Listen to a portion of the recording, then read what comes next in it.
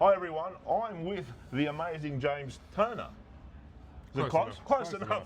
And James is the principal of the Joe Rascal Harley-Davidson factory racing team, which is going to compete this year overseas with Dorna. Yes, so it's actually not Dorna anymore, out of interest. No, it's Liberty Media. And it's been changed to, I think it's MotoPG events. Yeah. The name's been changed, but yeah, we actually head off in 9 hours to Texas. For Coda. Yeah, so we got Borrie and 2 other riders. Yep, our 3 guys will be on the circuit Friday. We have 2 days of testing, track to ourselves, 2 5-hour sessions. Yep. And then, as they say, the shit gets real the following week. The shit gets so real. I think a lot of people don't quite grasp how big this is for Harley-Davidson, for you guys, just generally for the sport. Baggers racing with MotoGP, you know, at the rounds. These things are animals. Harley have done an amazing job building these bikes. I've been fortunate to see one of them. Yep. They get officially released Friday. Yep. I got the opportunity to see the first prototype. These things are animals. They got dynoed last week. The 12 bikes are within 1 horsepower of each other.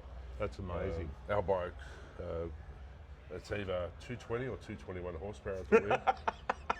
So it's, I know Archie's ridden the practice replica, which is like about 30 horsepower down. No, it's a lot less. A lot less? So this is, we built this, my superstar mechanics have built 2 of these for Archie to get practice on. Yep. These are running at 160 horsepower. Which for a Harley is still pretty quick. Yeah, that's special. But, this thing's fast. But the World Cup bikes, they're at another level of animal. As I said, ours are going to be either 220 or 221 horsepower at the wheel. It's going to be sub 260 kilos in weight. So just come back a bit.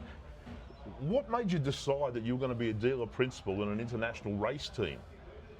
Just because I wanted to? I still have no idea how that happened. I'll be honest, when we saw the opportunity to jump onto Peter Stevens' issues, the businesses that we got involved with were sound operations. Like many things, the environment wasn't right for what Peter Stevens were doing at the time.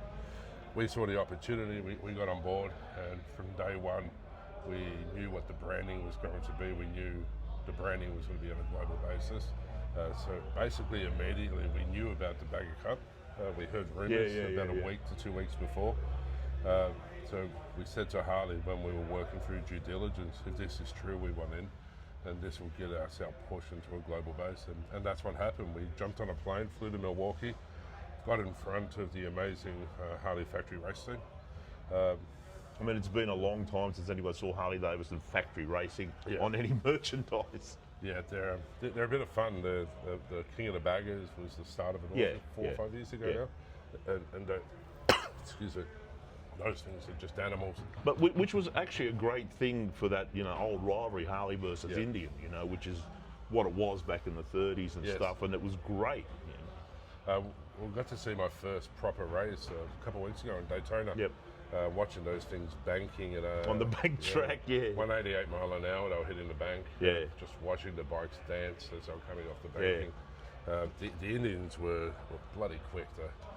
The Harley guys couldn't catch them. They did their best. They tried their hardest, but they just couldn't catch them. No, that's all right. They will. It's, you know, give and take. But the benefit of that is it was Troy Herfuss. At least we had an Australian in front, so that's the most important thing. Now, we interviewed Troy the year before when he won the championship, and that was, you know, he said he actually talked about Daytona. He said, "Oh, you know, I come around and the gravity's pushing me down. My balls are caught on the thing. It's just squashing me in the tank." He said it was just torque monsters. That's what they are. Yeah. The numbers that this is pushing out some serious numbers. As we saw Archie a couple of weeks ago here. He was overtaking V4Rs and S1000RRs on this thing. So, in realistic terms, it's like a blank sheet for all the teams. No one's done this. No one's raced competitively at that level. You know, on the tracks that we got. I think 5 rounds or 6 rounds. This year? 6 rounds. 1 in the US, 5 in Europe. Yeah.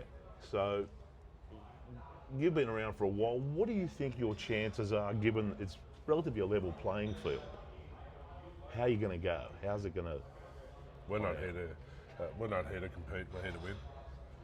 Our riders are super fast. We structured our team very specifically. We have Eric Granado, top 50 in the world. Yeah, MotoPG. Eric knows the circuits. Eric is The super grenade. fast. The grenade. Eric is fast. Eric is incredibly fast. And then we have Cody. Cody comes from, as we know, royalty in the Harley world. Cody knows the bikes. Okay. That's all right. It's a sound of our people. Eric knows the circuits. Cody knows the bikes. And then we have the Wonder Boy Arch. Arch is super fast. Yep. He's young. Arch will podium. I'm not going to be surprised if Archie podiums. But we're about developing Archie. Archie will be unstoppable in 2 seasons. So we're about Eric. Eric is the knowledge. Cody's the knowledge. Archie's the superstar that we'll learn off these guys, and it'll be unstoppable. I love that. We're not here to compete. We're here to win. Yeah. We wish you all the very best. I appreciate it. No, Australia's fucking screaming for you. We are. We'll be following you closely through the year, through the podcast. Once again, the best of luck. Most importantly, as I said, we're not here to compete. We're here to win, but we're here to go Joe Rascal fast.